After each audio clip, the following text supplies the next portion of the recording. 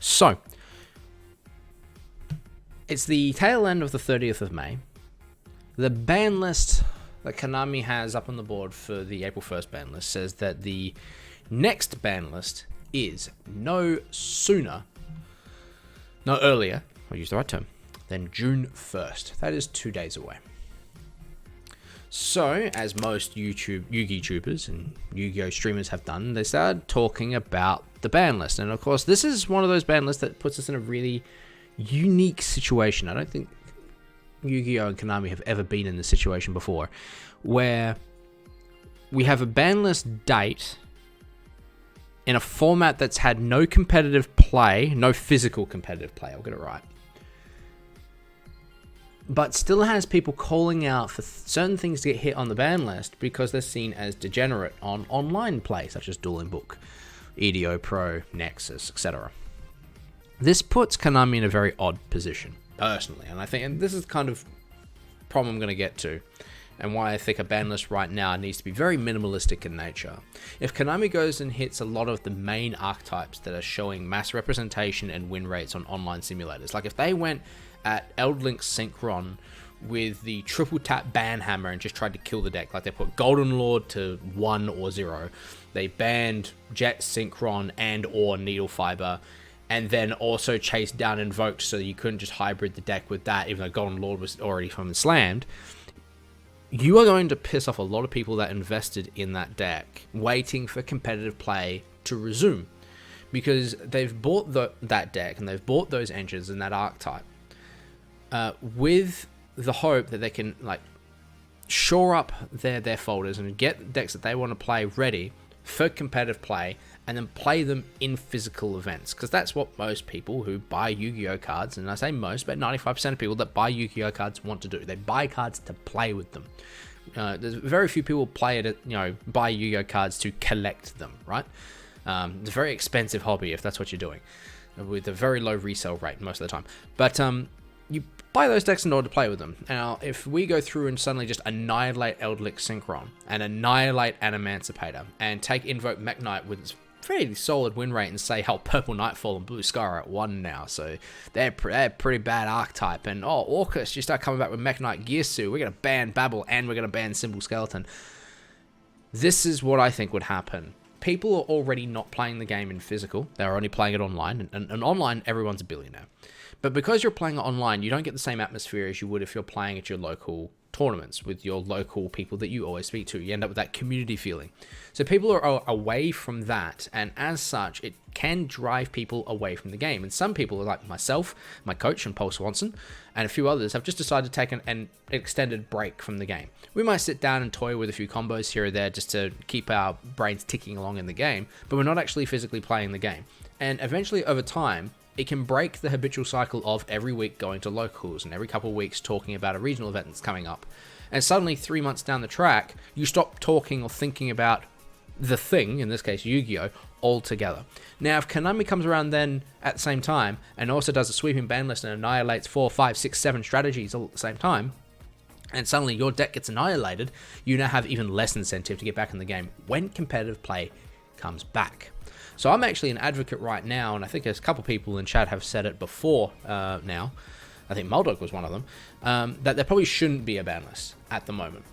Just until we get competitive play back, probably play like a month or two of competitive, have some events, some places, and then consider tuning those decks down or hitting them all together. So at least that way, the people that invested in these decks waiting for competitive play can at least be content that they had the opportunity and the ability to play those decks in competitive. My standpoint, however, is somewhat that I don't think they should do a big ban list. I think what Konami should be trying to do right now, and I think this is also Simo's kind of outlook at the moment, is that Konami should be trying to formulate a format that makes the most amount of people excited to play it when the quarantine ends, when Crush Card Virus is done, when we can get back to competitive play. We need to get excited about playing it in the competitive format again, or even just locals, to be honest. So make a format and fine-tune a format that gets people excited, that makes it well-rounded, that there isn't just one big blowout deck that can go +5 advantage of putting 2 negates on board before they even start with their main archetype. That just, get rid of the decks that can just hand rip you for 6. Get rid of FTKs, and formulate a format so that when the lockdown does release, people are excited to go back and play it and invest those dollars to buy or reform the decks that they already had or buy new ones. And that is going to be my intention with this. This wish list is going to be a list of cards. Yes, I have banned a couple on this wish list, but most of my cards are actually either the limiting of cards in order to bring a deck in check, but still let their best combo be available to them. But it's more actually cards coming off the ban list more than anything else, or trading one card with another to allow another archetype to exist. So without further ado, we're going to switch to EDO Pro on this, and I've made 4 different pages on EDO Pro. I've got a page called Banlist to 0. So this is cards that I want banned. Banlist to 1, cards I want limited, where they're coming off from 0 or going down from 3 or 2. Banlist to 2, to the semi-limits, because I actually do think semi-limits have a place, I'll get to that. And banlist to 3, in other words, come off the ban list. So we go to the in-game with the board, and we have EDO Pro, and we have 3 cards that I want banned. And I think most people could agree with this, except for those that really want to play with the needle fiber combo, but I'm going to get to that one, because I think that that's a case of it being just way too degenerate. Mystic Mind's at the top of my list. This card shouldn't have been printed, period. We've seen too many decks at the moment that just simply can sit on Mystic Mind for upwards of 9, 10, 11, 12 turns. I'm a massive proponent of someone who's done this, because it can allow you to come back into a game 9 turns later from a game that you should have lost had that card not been on the board. True, you could argue the case of where your opponent should have back row removal to get rid of Mystic Mind, but then it just ends up being the case of that, I've got Mystic Mind, well, I've got Cosmic Cyclone, will I lose?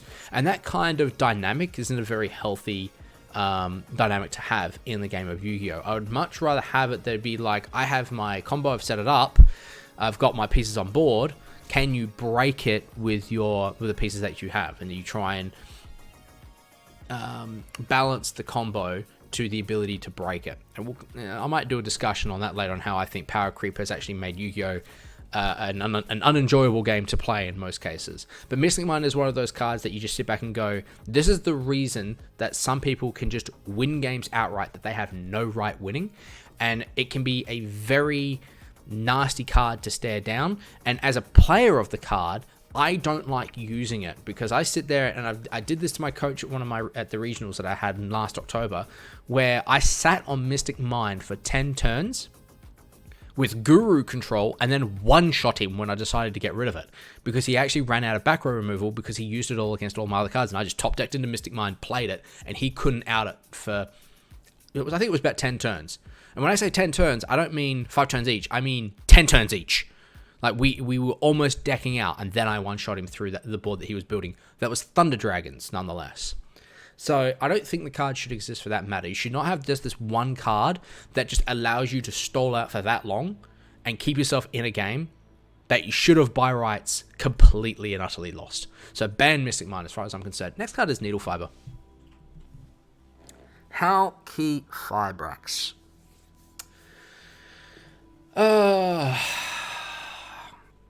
This card, I was a huge proponent of this card never being released in the TCG, because we saw the damage it did over in the OCG, right?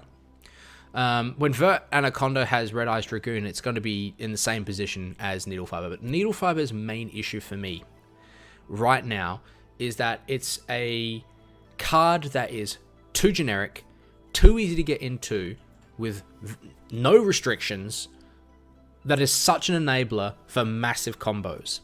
A lot of people say use put Jet Synchron on the list instead, because Jet Synchron is the reason that combo exists. Now, if I told you that Tour Guide and Sangan and Deep Sea Diva can do the same combo, but better, in the case of Deep Sea Diva anyway for Mermails, can do the same combo but better, then you immediately have to start wondering how many other cards can do the same combo. Now, you could say hit O-Line, you'll just find a replacement. Hit Despot 001, you'll just find a replacement. Hit Auroradon, doesn't stop this from being an issue. There's Conroy. I knew about Deep Sea Diva before you did, because I knew that you had a way into it with Mermails. This card is way too good for how easy it is to summon, and that is the main problem with this card. Magic has done this problem before, where they've had a card that is way too cheap and way too easy to get into, but its apparent power and how much it does is too much. And the argument of, well, we only just got it and we haven't had it in competitive play yet, this is one of those cases where I think Needle Fiber is just too degenerate, too strong for its cost, in that you're getting a lot of decks now that it's just, here's my main engine, but I also do Needle Fiber combo. Needle Fiber combo is actually my main thing that I do. And the Needle Fiber combo, I say Needle Fiber combo, and people already know what I'm talking about. I'm talking about the +4 combo that goes into Savage and Herald of Arclight, or the +3 combo that goes into VFD.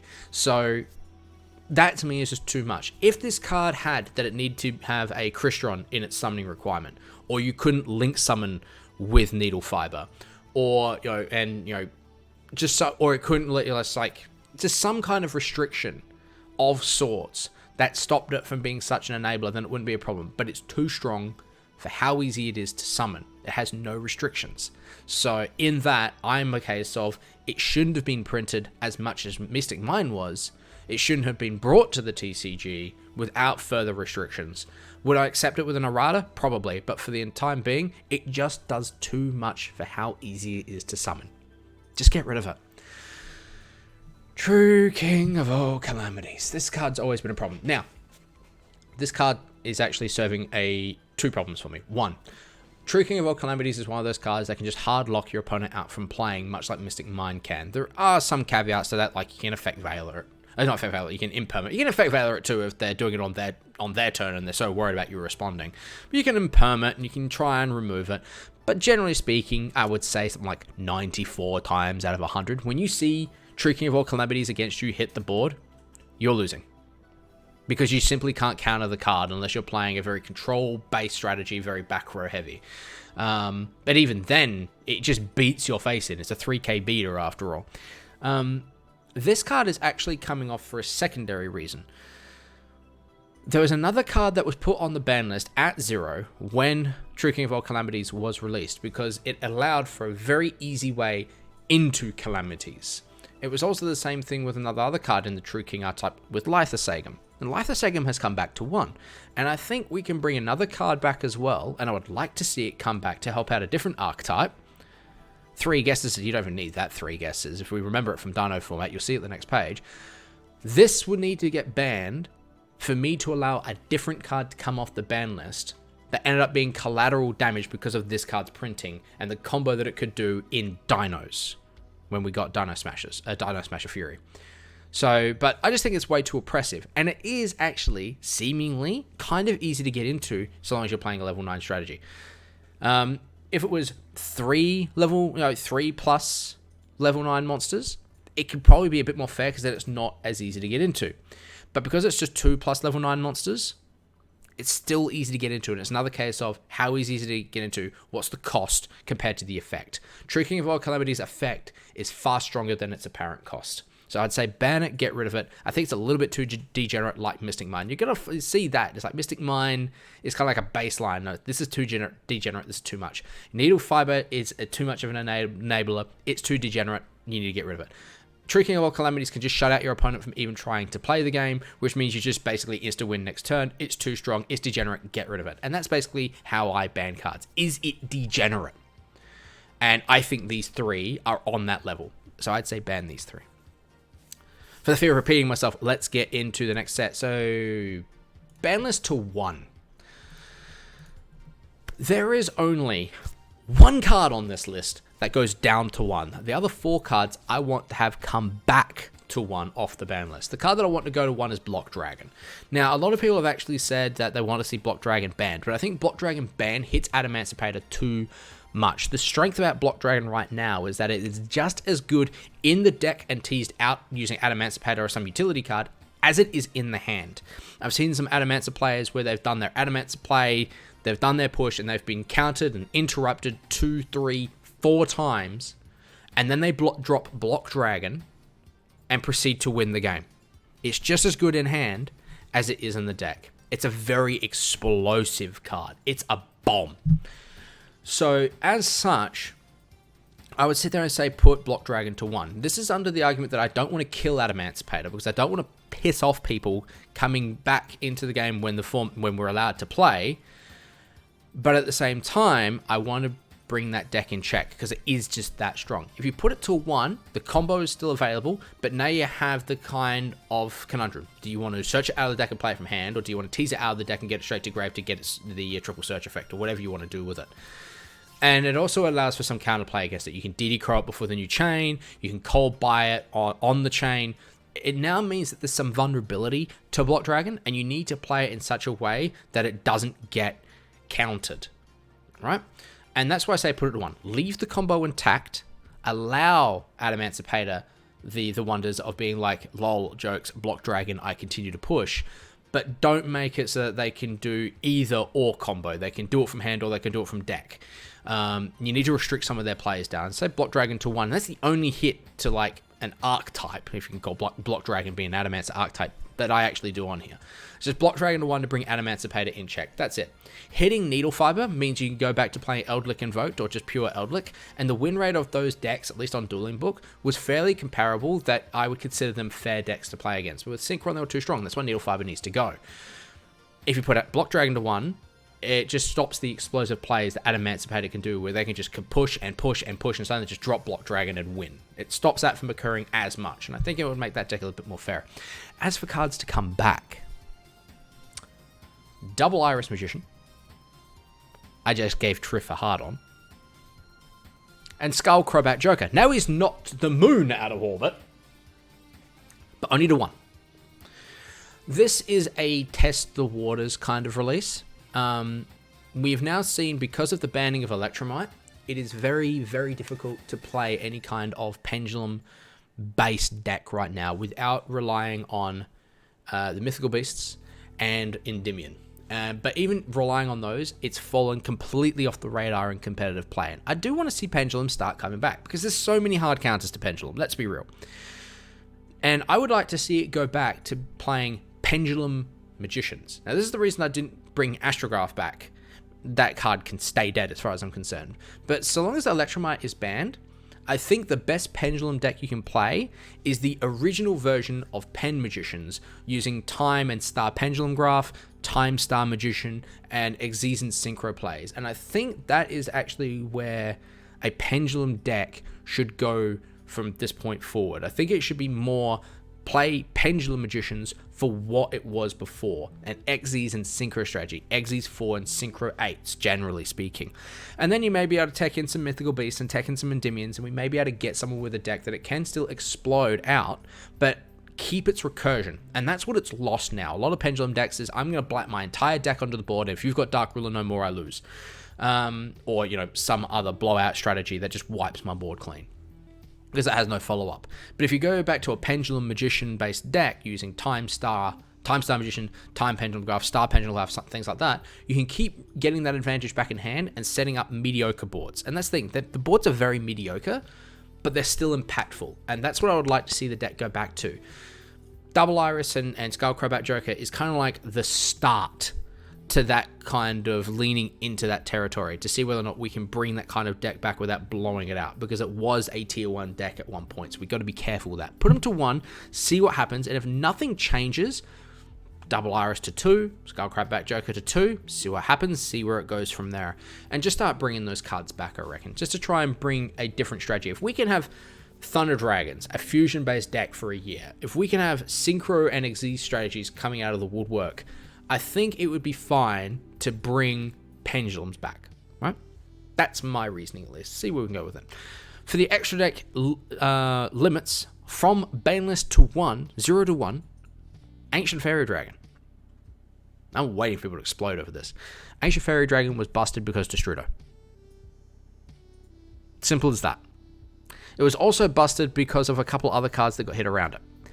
Galaxy Tomahawk, because it was a Xyz 7 working with Spiral Master Plan in order to get into Galaxy Tomahawk. And it also allowed them to get into multiple copies of Spiral Resort, and Spiral Resort was not once per turn. That's why Fairy Dragon got hit. Destrudo allowed easy access.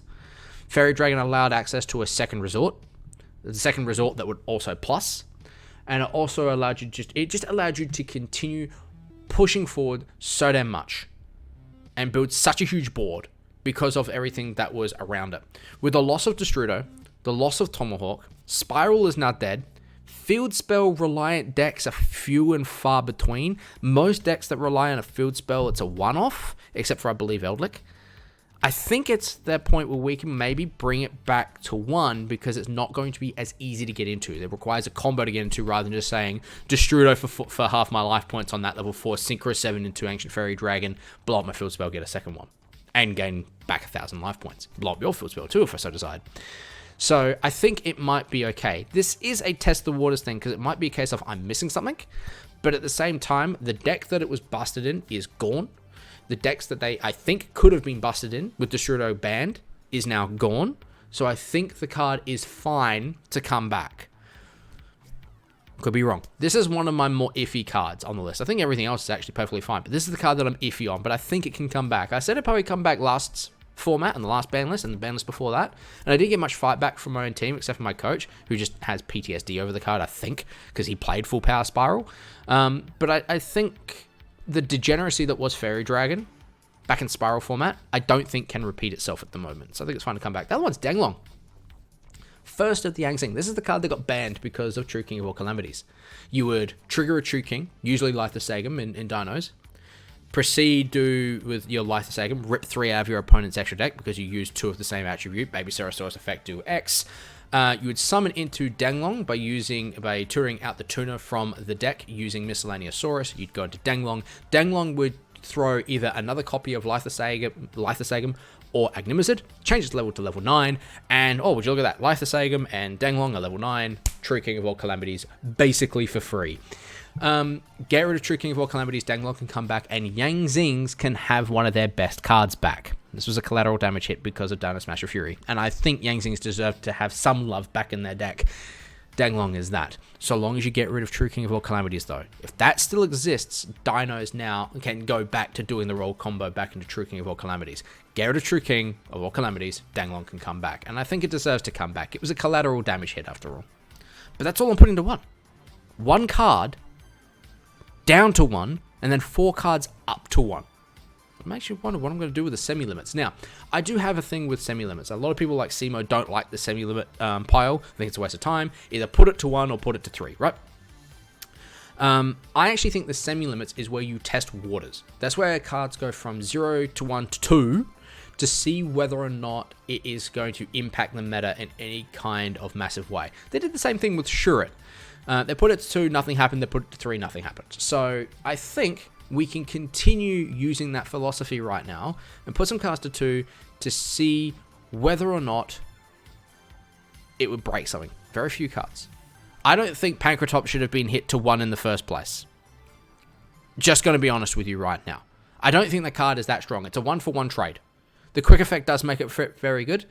But in the same thing that I thought Mind Control was kind of weird when it went to 1, I think Pancratops has got the same kind of problem. I want this card to come back to 2 and see how many side decks it gets thrown into. But other than Pancratops, which everyone knows I think should just go into 3 and just be fine, Seer is at 1. And Burning Abyss has a problem. Burning Abyss has a problem in that it has a win condition that isn't very strong. And Seer is probably one of their best cards to at least get to their win condition. Seer is probably one of the best cards in the deck, in the main anyway.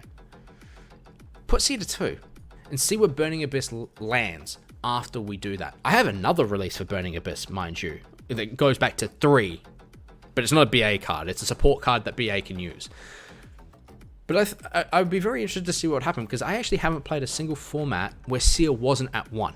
Seer was at 1 when I first started playing Yu-Gi-Oh! Back in early 2016, early 2017, late 2016. And I've actually never seen BA get any kind of love, and I've never seen BA compete consistently on the top level. So I'd like to see if putting Seer to 2 would allow it to bump up a little bit. The other card I want to see go back to 2 is ABC Dragon Buster. I think putting it to 1 was a bit of an overreach. It's not the same as Totally Awesome. ABC Dragon Buster gets played in ABC. Totally Awesome can be summoned out with Bahamut Shark, so I understand why you put that card to 1. It also accrues way too much advantage. It's a negate, it's a float, it can steal, it could do so much work in Totally Awesome. ABC Dragon Buster doesn't have that kind of appeal.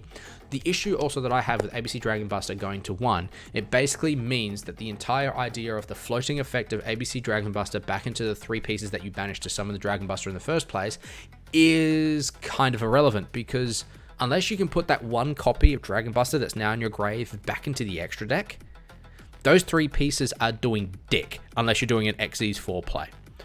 Get a second Dragon Buster in there so at least they can play past the first turn. So they can put a second Dragon Buster on the board and continue pushing with their main archetypal play and see where it goes from there. And this is, again, it's a test the waters thing. I think cards going to 2 should test the waters from 1 to 2. If it still doesn't see play, put it to 3. Maybe there was a bit too much overreach of putting this to 1 because of Union Driver and Union Carrier.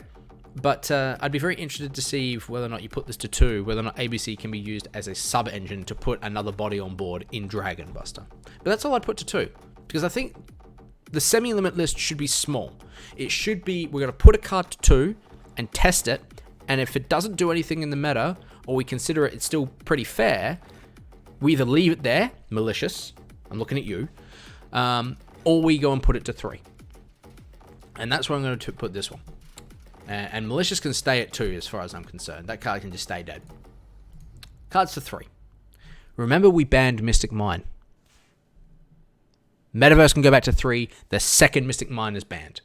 Because now the most degenerate play that Mystic Mine had was simply go Metaverse into Mystic Mine during your opponent's standby phase.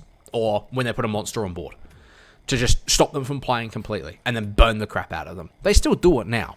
And it was the case of you can go like I think it was like Lilith into Trap Trick into Metaverse into, you know, there was the full power Mine burn when Mine was at 3 and when Mine was still at 3, sorry, and Metaverse was at 3, was that there was technically 21 cards, could be wrong, 22 cards if you include the terraforming, 22 ways into Mystic Mine, and 12 of them were during your opponent's turn, where it was at its strongest. And that's why Metaverse went to 1, was to stop the whole Mystic Mine play. Mystic Mine gets banned, we can put Metaverse back to 3, and then it can be the delayed terraforming that it was meant to be. Right? And that's why I think that should occur. Because terraforming in itself, I can agree with some people, is a busted card, though I argue that terraforming should stay at 3 and the field spells they fetch should go to 1, because what's more inconsistent? But if we're going to put terraforming to 1 and keep field spells, I say Metaverse to 3 is fine because it's slow. And a lot of Yu-Gi-Oh games now, it can be over within the first turn. And even Metaverse getting you the field spell you need for your next turn can be considered too late. So putting it to 3 if Mystic Mine is gone, I think is perfectly fine. The other card I want to see go back to 3, Sekka's Light. It shouldn't have been hit to 1 at the first place. Tour Guide of the Underworld. Tour Guide. Is that 2? Right? Now, we can only do this. If, big if, Needle Fiber gets banned. Because you can actually do the same Needle Fiber combo through Tour Guide. So if you put Tour Guide to 3 but you don't hit Needle Fiber and you hit Jet Synchron instead, people just gravitate towards using Tour Guide instead. You just need the field spell that comes out. So you have to hit Needle Fiber before you do this. And if you don't know what I'm talking about, basically just find a tuner that Tour Guide can grab out of the deck, and that can go into your Needle Fiber. The Needle Fiber then summons extra tuner, and you just do the same combo anyway. Nothing really changes. So just keep that going through. Not Tour Guide I'm talking about here. I mean the card that it gets out. So that's where you got to be a bit careful with it.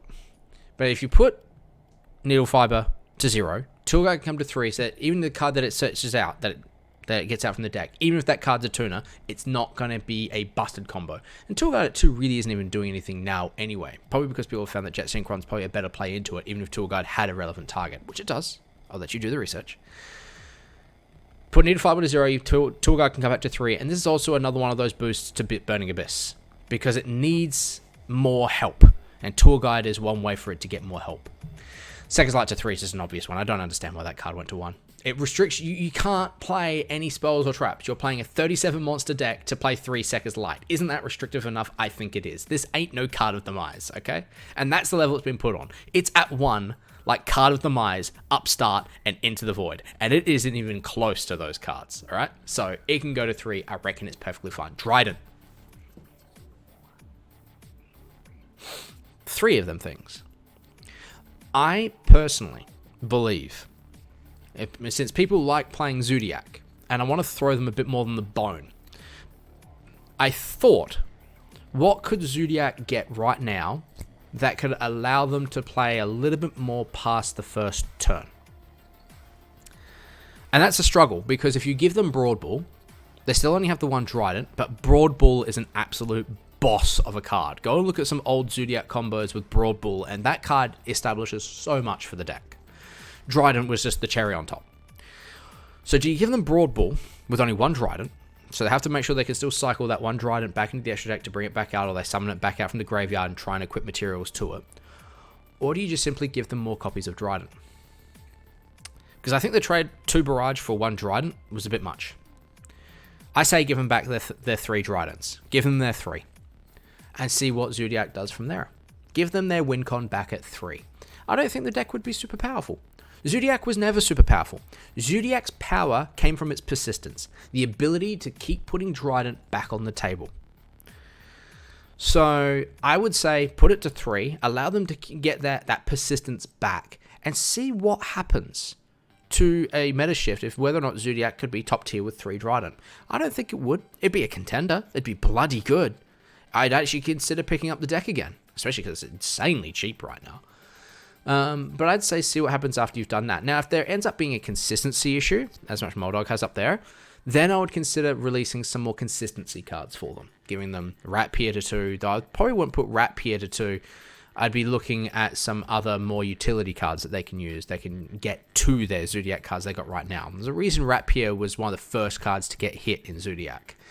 I may even consider putting Barrage to 2 and giving them back some more consistency in that. I actually don't think full power Zodiac right now would be very competitive against things like Adamancipator and Eldlick. Could be wrong. Maybe I need to go sit back and do some testing on that one. But I think Trident to 3 would be a good start of bringing Zoo back into a format. Especially considering right now when you look at Dueling Book, with Trident at 1 and losing 2 Barrage, a lot of people are gravitating to playing Zodiac again. Whether it's because they're having fun with the deck or they're having like a nostalgia with the deck, but there is a community of people that want to play Zodiac. And I say, throw them a bone. Give them something extra to play, and then see what happens. And if it ends up being the case that Trident to 3 was too much, put it back to 2, put it back to 1, do what you need to do. But I want to see what would actually happen if Trident went to 3 to the current meta. Throw them a bone. Actually, no, screw the bone. Give them the food bowl and actually put some food in it. Don't give them scraps. Give them the 3rd Trident and see what happens. But that's what I would like to see happen on this next ban list. And as you've seen, it's very minute. It's tweaks along the edges. Get rid of some degenerate strategies and fine-tune decks to try and either bring them up into the format or bring them down to everything else's level. So that if let's say we come out of the lockdown in say like a month's time, doubt that'll happen, thanks United States, we could probably come into a format that's 4, 5, 6, 7 decks way in tier 1, like multiple decks can compete, and that to me is a format that's worth playing in rather than stagnating into the same triangle format. Then going in and seeing Strike or Orchest everywhere, or coming out and just being I'm either versing Thunder Dragon or it's Altergeist or it's Sky Striker. Like, I don't like those formats. I want as many decks to compete as possible, and I think this would be a good way to it. But that's my wish list for the June 1st ban list, whenever we may end up getting it.